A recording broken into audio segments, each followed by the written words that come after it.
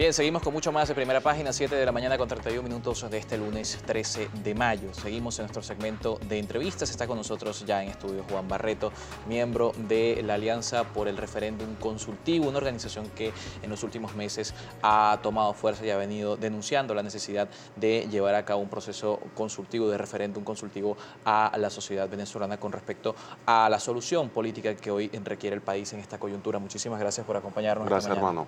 Ya tú escucha a tus televidentes. Hace algunos días esta organización, esta coalición política que no solamente tiene corrientes que vienen del sector oficialista, que vienen de lo que alguna vez fue parte del Gran Polo Patriótico, también está conformado por los partidos de la denominada concertación, ha hecho este llamado a la necesidad de la realización de un referéndum consultivo, del diálogo como mecanismo de solución, de la negociación política, pero recientemente también, y dentro de este contexto, algunas encuestadoras, el caso concreto de Megaanálisis, hace algunos días publicaba una encuesta que señalaba que el 87% de los venezolanos estaba de acuerdo con una intervención militar.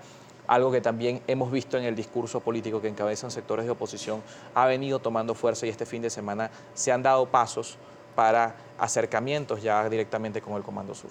Sí, buenos días. Fíjate, yo dudo de ese dato, y dudo de ese dato, todos sabemos que depende cómo se haga la encuesta, cómo se formule la pregunta, que el 87% de los compatriotas que siguen este programa, que viven la situación del país, por más dramática que sea, quieren una intervención militar, me parece demasiado alto, demasiado costoso.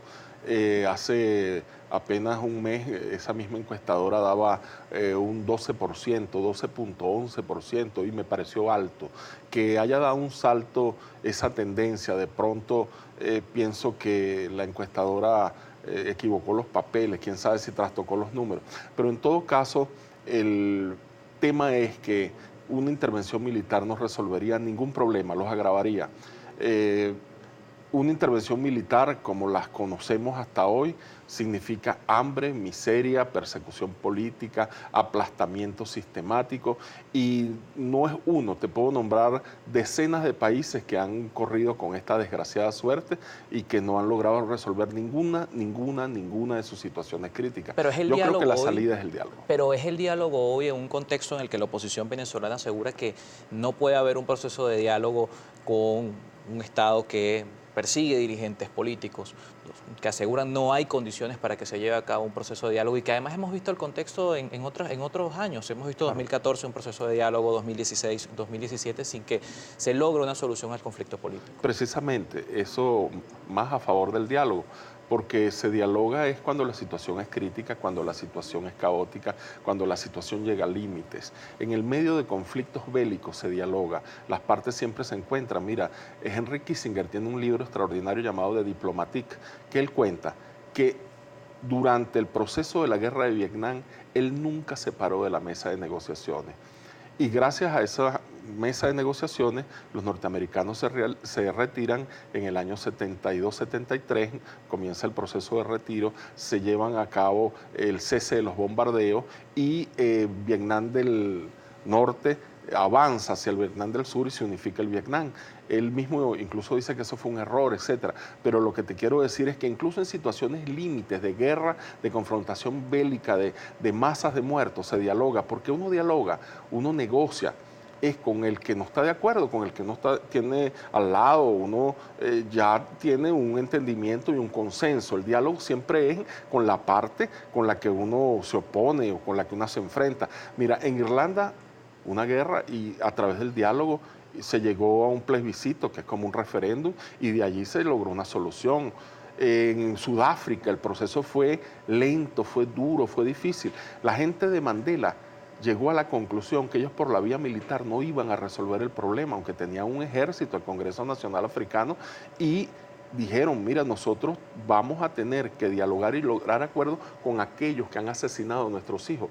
En Pero Pretoria, para echarte este cuento, en Pretoria hubo una vez una manifestación de muchachitos de liceo, porque le estaban imponiendo el idioma afrikáner, salieron a la calle y fueron masacrados, y en una tarde hubo en las calles más de 500 muertos de muchachos adolescentes que no llegaban a los 18 años, con el jefe de la policía que dio la orden de la masacre hubo diálogo también. Pero el diálogo requiere voluntad y ustedes que están, pudiéramos decir, en el medio de estas dos corrientes políticas de la oposición venezolana que ha dicho, recordemos, el diálogo como vía para un cambio político, Sí. si nos lleva precisamente a ese escenario de cambio político sin otro punto clave dentro de la mesa de negociación y el Estado venezolano haciendo llamados a diálogo que, según la oposición venezolana, no se ha concretado ningún tipo de acuerdo. El tema de la voluntad, ¿cómo queda en todo esto y cómo ven la disposición de ambas partes en este escenario? Es precisamente, y en eso tú tienes razón, donde está el kit de la cuestión, el nudo de la cuestión. Ha habido irresponsabilidad, inmadurez, oportunismo en los llamados de diálogo. No ha habido una verdadera voluntad política de resolver los problemas ni del gobierno ni de la oposición. El gobierno lo ha utilizado para maniobrar y ganar tiempo y la oposición para hacer propaganda política. De modo pues que de esa manera no se dialoga, tiene que haber una férrea voluntad. Y ahí la comunidad internacional tiene mucha responsabilidad, porque la comunidad internacional, en vez de facilitar el diálogo, lo que ha hecho es tomar partido a favor de una corriente, de una tendencia o de otra, impidiendo que el diálogo se realice, que el diálogo se lleve a cabo. Ahora bien, yo creo que estamos en una buena circunstancia.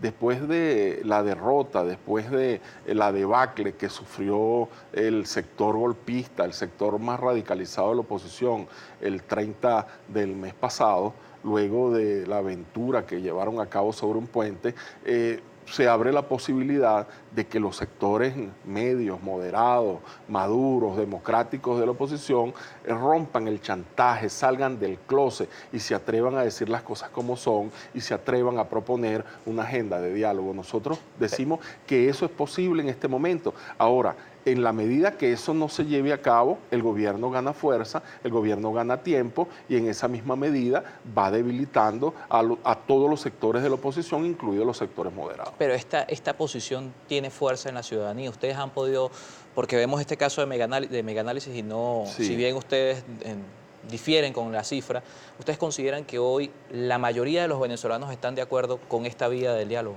Mira, si no están de acuerdo, habrá que ponerlos de acuerdo. Muchos venezolanos, cuando en la época de la independencia no estaban de acuerdo con la independencia, la temían, tal vez, no la comprendían, y poco a poco fueron comprendiendo la necesidad de ello. Y yo creo que ha habido una explotación de las pasiones tristes, ha habido una explotación y una promoción del odio. Y hoy estamos en una situación prácticamente de apartheid, donde hay dos grupos de venezolanos, compatriotas míos, que se odian y que unos que me odian a mí sin que me conozcan bien, sin que yo les haya hecho nada en lo personal, simplemente porque eso tenía una idea política y una convicción durante muchos años. Eso tiene que acabarse, eso tiene que acabarse, hay que reconciliar al país y eso significa que cada uno de los lados tiene que ceder. El gobierno tiene que ceder, la oposición tiene que ceder y los líderes tienen que tener la madurez. Ahora, fíjate lo que hace el señor Guaidó el fin de semana, una nueva irresponsabilidad. No, que él va a mandar a su vocero, a su canciller, a Carlos Vecchio, a hablar con el Comando Sur. En primer lugar, está engañando a su gente, le está mintiendo de nuevo, porque el Comando Sur no puede tomar ninguna decisión unilateral. El Comando Sur depende del alto mando militar, depende del Departamento de Estado, depende de lo que decide el Congreso de los Estados Unidos. Él dice que él va a llamar, va a decirle a su vocero Carlos Vecchio que vaya a hablar ya directamente con el del Comando Sur, como que Carlos Vecchio mandara en el Comando Sur. Pero muchos de esos voceros han dicho que esa opción está sobre la mesa. Bueno, podrá estar sobre la mesa y habrá que retirarla de la mesa. Y tiene que ser la misma oposición la que la retire de la mesa y proponga una ruta viable, una ruta creíble, una ruta que sea democrática, que sea constitucional y que sea dialogada. Por eso nosotros decimos que la ruta está en la Constitución. En la Constitución aparecen artículos de defensa de los derechos humanos. En la Constitución aparece que el soberano, artículo 5, es el dueño de la soberanía, el pueblo soberano. Bueno, consultemos ese pueblo soberano. Pero buena parte de eso es responsabilidad del Estado y es algo que vamos a conversar. Sí, ¿cómo no? Las garantías que el Estado debería dar, o quienes hoy tienen el poder en sus manos, deberían dar para que se materialice este proceso y esta negociación política. Estamos conversando con Juan Barreto, miembro de la Alianza por el Referéndum Consultivo, 7:41 de la mañana. La pausa y seguimos con mucho más. Recuerden, @Primera Página en las redes sociales, la etiqueta Primera Página a su disposición para sus preguntas y sus comentarios, como siempre, con respeto para nuestros invitados.